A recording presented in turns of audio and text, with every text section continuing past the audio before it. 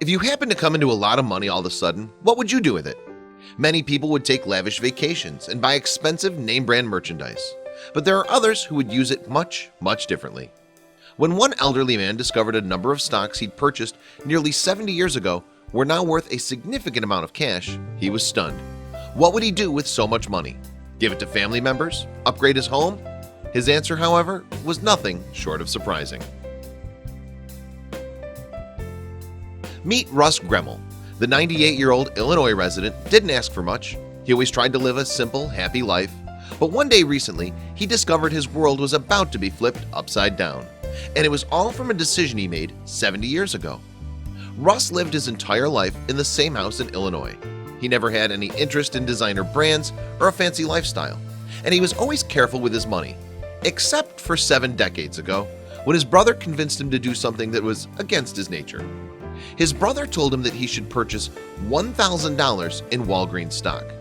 Russ was hesitant at first, but after his brother insisted that it would be a wise investment, he decided to follow the advice. It turned out the brother was right. And recently, Russ received some welcome news. His shares were now worth over $2 million. Russ was stunned. How would he spend his windfall?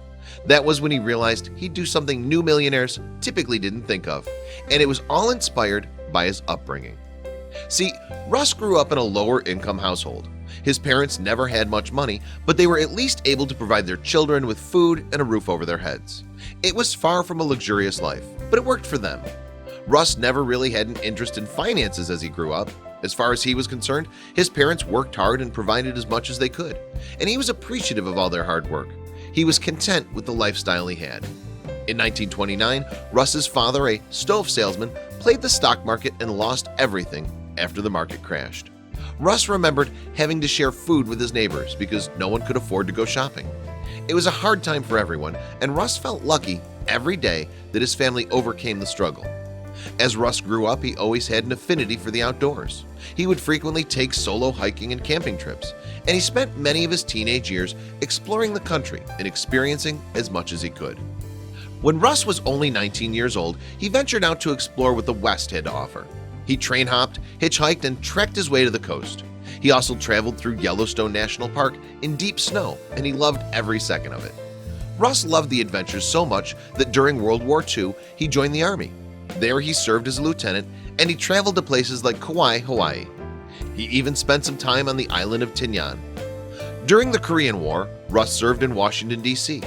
He counted joining the military as one of the greatest decisions he'd ever made. It truly shaped who he became as the years went by.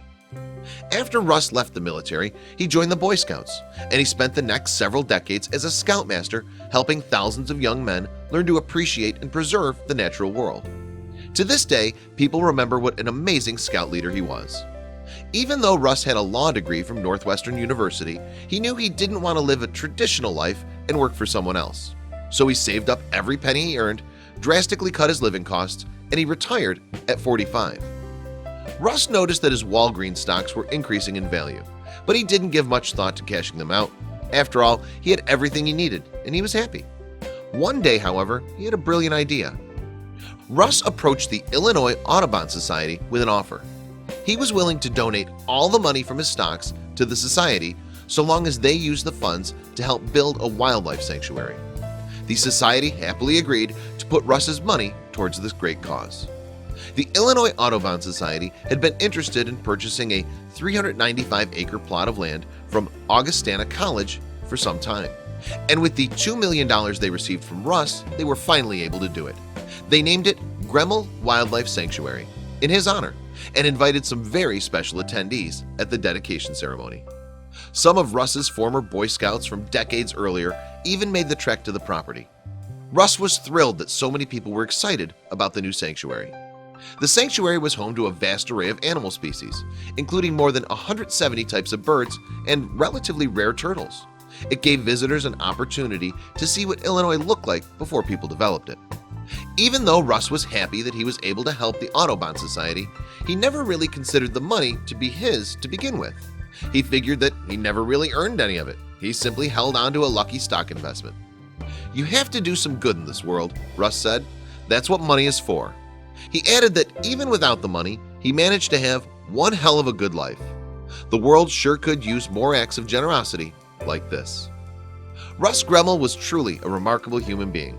Most people would have used the money for selfish reasons, but not him. He understood the importance of humility and generosity, and we should all take a page out of his book. If there were more people like Russ in the world, we'd have far fewer problems. Hats off to you, Mr. Gremel. Share this inspirational story of generosity with your friends.